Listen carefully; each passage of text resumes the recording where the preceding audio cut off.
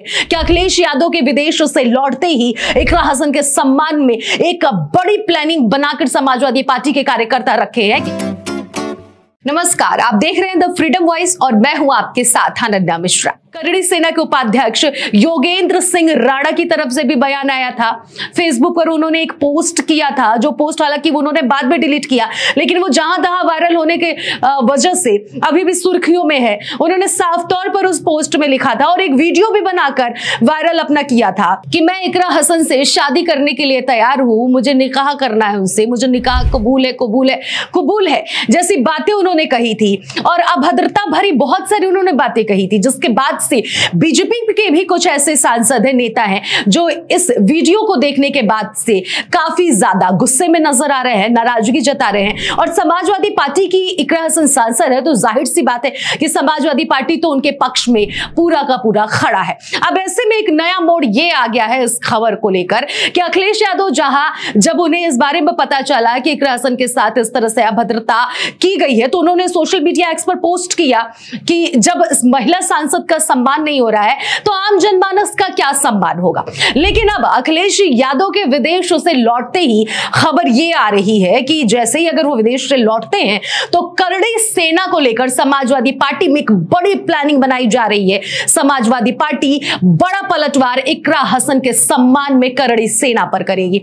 आपको बता दें, याद होगा आपको वो दिन, अभी बीते कुछ ही महीने पहले समाजवादी पार्टी के सांसद रामजी लाल सुमन की तरफ से एक बयान दिया गया था कि गद्दार राणा सांगा के ये औलाद हैं। और इस बयान के बाद से काफी ज्यादा विवाद हुआ था, काफी ज्यादा ये खबर सुर्खियों में बनी रही।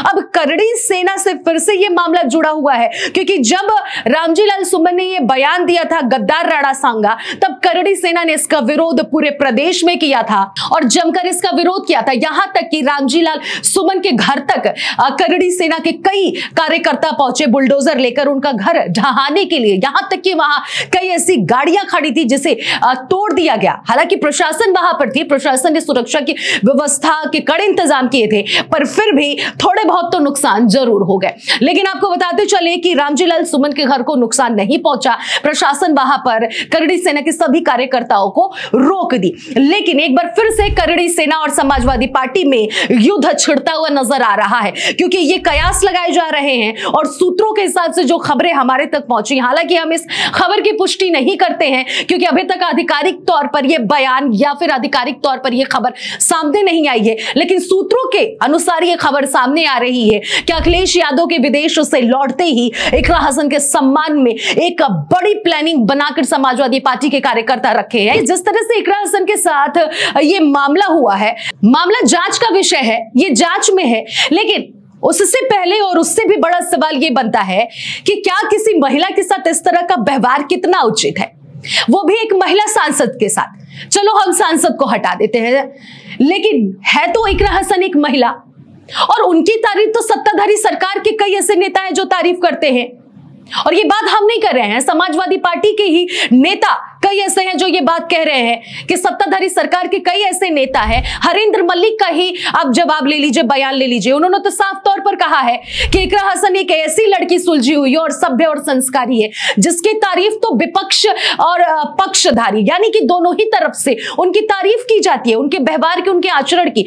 फिर भी एडीएम ने उनके साथ इस तरह से अभद्रता की है, ये बेहद ही निंदनीय है। तो ऐसे में ये सवाल और ये मामला उलझता हुआ जा रहा है और काफी ज्यादा बड़ा रुख इस मामले को लेते हुए देखा जा रहा है, क्योंकि इकरा हसन को लेकर जिस तरह से अपमानजनक जो भाषा पहले तो एडीएम ने प्रयोग किया, उसके बाद से ये करड़ी सेना के जो उपाध्यक्ष हैं योगेंद्र सिंह राणा, उनकी तरफ से आया, उसके बाद से कई ऐसे लोग हैं जो इस तरह से बातें कह रहे हैं। हालांकि आपको बताते चले कि सत्ता में बैठी सरकार जो है, अभी तक उनकी तरफ से कोई भी शीर्ष नेतृत्व या फिर कोई भी ऐसे बड़े नेता विधायक ऐसे नहीं है जो अपमानजनक बातें कहे हैं, लेकिन फिर भी करड़ी सेना की तरफ से जो बयानबाजियां सामने आई हैं, ये बेहद ही निंदनीय और बेहद ही शर्मनाक है। अब देखना यह होगा कि समाजवादी पार्टी की तरफ से अखिलेश यादव के वापस विदेश से लौटते ही क्या कुछ बड़ा प्लानिंग बनाया गया है और उस पर क्या कुछ काम किया जा रहा है। फिलहाल द फ्रीडम वॉइस में इतना ही, बाकी खबरों के लिए बने रहिए।